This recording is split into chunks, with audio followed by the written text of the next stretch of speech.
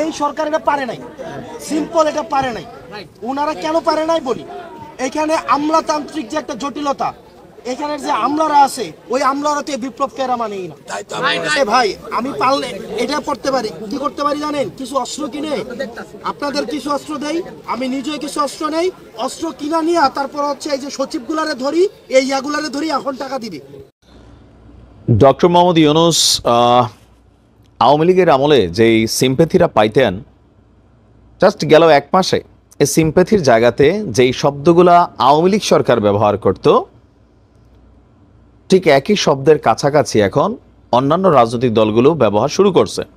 ওই দিন খুব বেশি দূরে না যে ডক্টর মোহাম্মদ ইউনূস যেই আওয়ামী লীগের বাইরে মানে বাকি জাতির কাছে যে ভালোবাসার জায়গাটা ছিলেন সেখান থেকে খুব দ্রুত পড়ে যাবেন।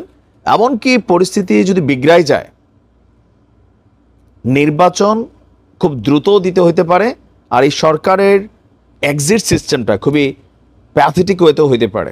এখন মনে করতেছেন কেন, বুঝা হোক না বুঝা হোক, মাঝে মাঝে ডক্টর মোহাম্মদ ইউনূস অনেক কথা বলেন যেগুলোতে পেচকি লেগে যায়। যেমন মাস্টার মাইন্ড শব্দটা নিয়ে পেচকি লাগছে, ম্যাটিকুলাস প্ল্যান শব্দটা নিয়ে পেচকি লাগছে, এবার লাগছে কোনটা নিয়ে, ছাত্রদের রাজনৈতিক দল নিয়ে ফিনান্সিয়াল টাইমসে দেওয়া সাক্ষাৎকারের বেশ কিছু জিনিস আস্তে আস্তে প্রকাশিত হচ্ছে। এমনকি আমি নিজেও আশ্চর্য হচ্ছি যে ওনার মতন একজন বুঝের মানুষ ইন্টারন্যাশনাল মিডিয়াতে তিনি যখন এই বক্তব্য দিচ্ছেন, তাহলে তিনি কতটুকু নিরপেক্ষ একজন সরকার প্রধান হিসাবে। একজন ব্যক্তি হিসাবে আমি আপনি যে কোনো দলকে ভালোবাসতে পারি, যে কোনো কাউকে ভালোবাসতে পারি, আমার ভোটটা আমি দিতে পারি, কিন্তু যখন আমার হাতে ক্ষমতা আছে তো সেই ক্ষেত্রে আমাকে করতে হবে কি, নিরপেক্ষ থাকতে হবে। যেহেতু তিনি এই মুহূর্তে সরকার প্রধান, আর একটা সুষ্ঠু নির্বাচনের জন্য পুরা জাতি 16 বছর অপেক্ষা করছে, তো এই যে অপেক্ষার পালার পরে যে নির্বাচন আসতে যাচ্ছে, সেই নির্বাচনে ডক্টর মোহাম্মদ ইউনূস অন্তরে কতটুকু নিরপেক্ষ। এখন তিনি যদি নিরপেক্ষই হন, ফিনান্সিয়াল টাইমসকে যে পডকাস্টে দেওয়া সাক্ষাৎকারে তিনি বলছিলেন রাজনৈতিক দল করার বিষয়টাতে ছাত্ররা প্রথমে রাজি ছিল না, তিনি রাজি করাইছেন। জিল্লুর ভাই গতকালকে একটা প্রোগ্রাম করছে, এর আগেও আরেকজন সাংবাদিক এই কথাগুলো বলছিলেন, আমার কাছে একটু খটখটা লাগছিল, বাট কালকে শিওর হয়ে গেলাম। কি বক্তব্যরা, যে ছাত্রদেরকে তিনি বলছেন তোমরা একটা রাজনৈতিক দল করো, নির্বাচনে আসো। তো ছাত্ররা বলছে যে আমাদেরকে তো কেউ ভোট দিবে না, আমাদের কে চিনে পুরা বাংলাদেশের মধ্যে, ওইভাবে কি আমরা একটা সিটও তো পাবো না সংসদে যাওয়ার জন্য। তো তিনি বলতেছেন, এগুলো ওনার মুখের কথা, যে তোমাদেরকে সারা বাংলাদেশ চিনে, তোমরা আসো। এখন একটা জাতিকে তিনি ডাইকে আনতেছেন, ছাত্রদের প্রতি সবাই একটা সিম্প্যাথি মেন্টালিটি আছে, তাদেরকে পছন্দ করে ভালোবাসে, সেইটা আলাদা। ছাত্ররা ব্যক্তি ইচ্ছায় রাজনৈতিক দল করুক, সেইটা আলাদা। কিন্তু রাষ্ট্রের সর্বোচ্চ প্রধান যিনি, তিনি উৎসাহ দিচ্ছেন তোমরা নির্বাচনে আসো। তারা বলতেছে আমরা একটা সিট পাবো না, তিনি বলতেছেন পাবেন। তো বিএনপির জায়গা থেকে আজকে আমি এতক্ষণ যে কথাগুলো বলছি, আবার বিএনপির বক্তব্য কি, যে এটা হচ্ছে কিংস পার্টি। কিংস পার্টি মানে কি, যে রাষ্ট্রের পৃষ্ঠপোষকতায় যে বাহিনীটা গঠিত হয় বা যে পার্টিটা, তো বিএনপিও ওয়ান্স আপন এ টাইম তারাও কিন্তু কিংস পার্টি ছিল। সো তারা কিংস পার্টিটা একটু ভালোই বোঝে। এখন ছাত্রদের যে পার্টিটা তৈরি হচ্ছে, এখানে বেশ কিছু কৌশল অবলম্বন করা হচ্ছে বিএনপির দাবি। বিএনপির বক্তব্য যে এই দলটাকে গঠন করতে সরকার সম্পূর্ণ পৃষ্ঠপোষকতা করছে, রাষ্ট্রীয় শক্তি ব্যবহার করছে। যেমন সার্জিসরা বা হাসনাতরা যেখানে যাচ্ছে ফুল প্রোটেকশন পাচ্ছে। এই প্রোটেকশনটা কেন পাবে? তারা কি উপদেষ্টা? বিএনপির কিন্তু বক্তব্য জায়গাগুলোতে আসতেছে, এমনকি অনেক জায়গায় তারা হাত দিচ্ছে। এটা কি তাদের রাইট আছে? তারা কি সরকারের কেউ? নাহিদ পারে, আসিফ পারে, সেটা আলাদা। এখন বিএনপি বলছে ছাত্ররা যদি নতুন রাজনৈতিক গঠন করে নিজেরা স্বাগত জানায়, কিন্তু সরকার থেকে যে দল গঠন করা হবে সেই দলকে দেশের মানুষ মেনে নেবে না, প্রয়োজনে রাজপথে নামবে।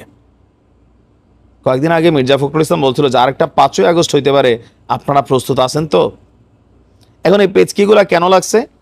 ডক্টর মোহাম্মদ ইউনূস যখন নিজের মুখ দিয়ে বলেন তিনি ছাত্রদেরকে উৎসাহিত করছেন একটা দল গঠন করার জন্য, তিনি বলছেন তরুণদের হাতে নেতৃত্ব দেওয়া উচিত, নয়তো কি হবে, এই আন্দোলনের যে রেজাল্টটা এইটা অন্যান্য শক্তিরা আগের মতন ব্যবহার করে ফেলবে, মানে দেশ আগের মতন হয়ে যাবে ফেসিবাদের যেই বা বাকি যে শক্তিরা আছে পুরানারা। তো এটা থেকে বোঝানো হয়েছে বাকি যে রাজনৈতিক দলগুলো তিনি মনে করছেন ছাত্রদের হাতে দেশ নিরাপদ। কোনো কোনো অংশে অনেকেই মনে করছেন, আবার কেউ কেউ মনে করছেন যে না, ছাত্ররাও ক্ষমতার দিকেই ধাবিত হচ্ছে, তারাও মানে রাষ্ট্রীয় প্রটোকলের মধ্যে থেকেই অনেক কিছু করছে, যেটা বাকি যে ছাত্র নাম দিয়ে তারা আছে, তারা এখন কেউ ছাত্র না, সবাই পড়াশোনা ওভার করে ফেলছে, এখন তারা বিভিন্ন দায়িত্বে আছে।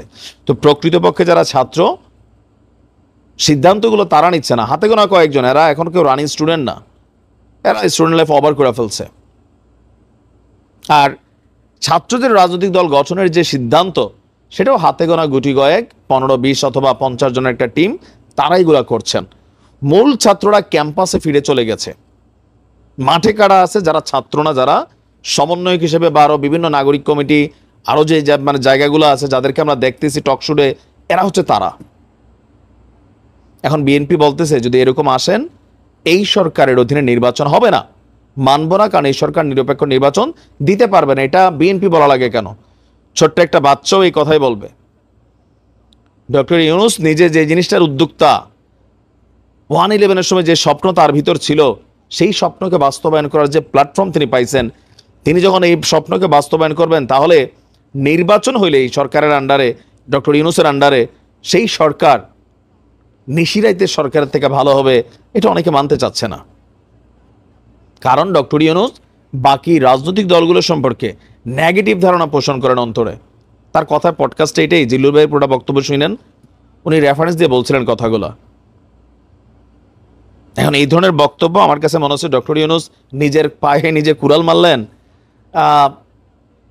আওয়ামী লীগের যে বাকি মিশন ছিল ডক্টর ইউনূসকে অপমানিত করার, এটা মনে হয় আবার বিএনপি টিএনপি করে ফেলবে।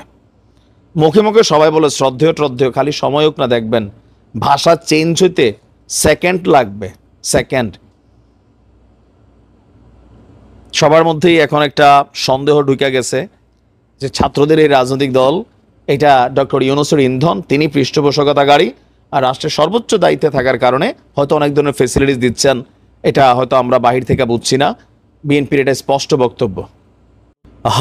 কথা দিলাম তো, কিসের স্বীকৃতি চাচ্ছ? মানে 71-এর তারা তো ছিল মুক্তিযোদ্ধা, তো 24-এর অভ্যুত্থানে যারা আহত, তাদের স্বীকৃতি স্বরূপ কি নাম আসতে পারে? কমেন্টে জানাইতে পারেন। স্ক্রিনের এক অংশে যে দৃশ্য দেখছেন, এটা হচ্ছে আমাদের প্রধান উপদেষ্টার বাসভবনের দিকে, মানে খুব কাছাকাছি এরিয়াতে দুইটা গ্রুপ, দোনো গ্রুপে আহত। এক গ্রুপ হচ্ছে তোরা যাবি না, আরেক গ্রুপ হচ্ছে আমরা যাব। জুলাই অভ্যুত্থানের এই আন্দোলনে অনেক ছাত্রনেতার জীবন বদলে গেছে।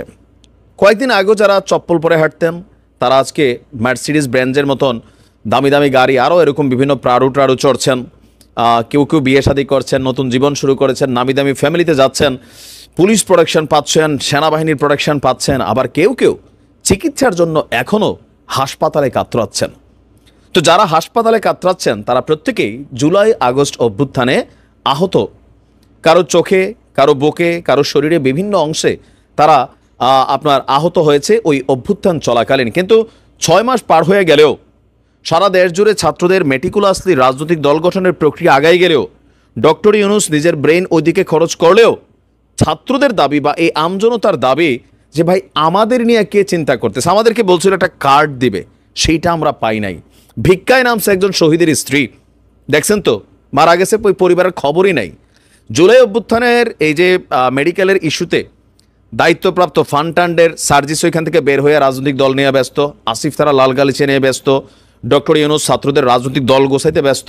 আসলে এই ফলাফলগুলোর পরিণতি কোন দিকে যাবে? এদের দেখা স্বাভাবিকভাবে যারা আমজনতা, তাদের মধ্যে এই বিষয়গুলো যে কারা বেশি পাইলো কারা কম পাইলো, এটার এখন ক্যালকুলেশন তৈরি হয়ে যাচ্ছে। আর আজকে যে গতকালকে থেকে তারা রাজপথে নামলো, এদের কাছে কেউই যাচ্ছে না এখন আর, কারণ দিন শেষে এসব আহতদের বেইল হবে।